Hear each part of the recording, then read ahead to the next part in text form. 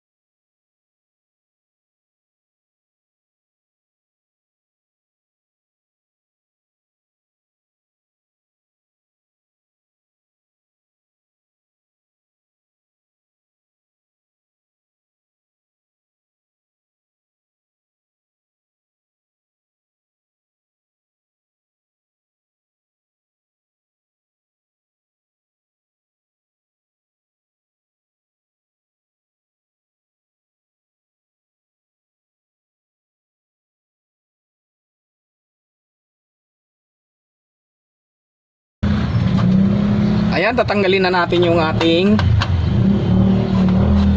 mainboard na medyo ano na, malfunction na. Ayan.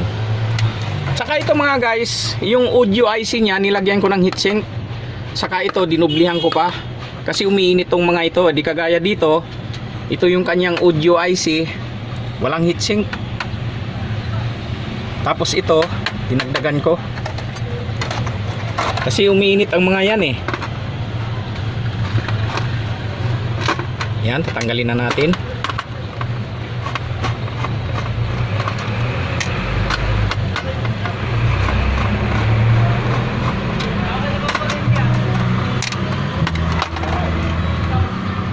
Ayan mga guys, kung napapansin nyo, sunog na sunog yung kanyang ilalim ng CPU. Nag-overheat siya. Kaya malamang ito talaga ang problem niya. Yan. Ayan o, sunog na sunog. Tabi na natin to. Tapos salpak na natin tong, ito medyo hindi pa masyadong gamit. Ayan, tingnan nyo, hindi pa masyadong maitim. Medyo bago pa. Salpak na natin to. At titingnan natin kung maganda ba yung picture nya. Yan.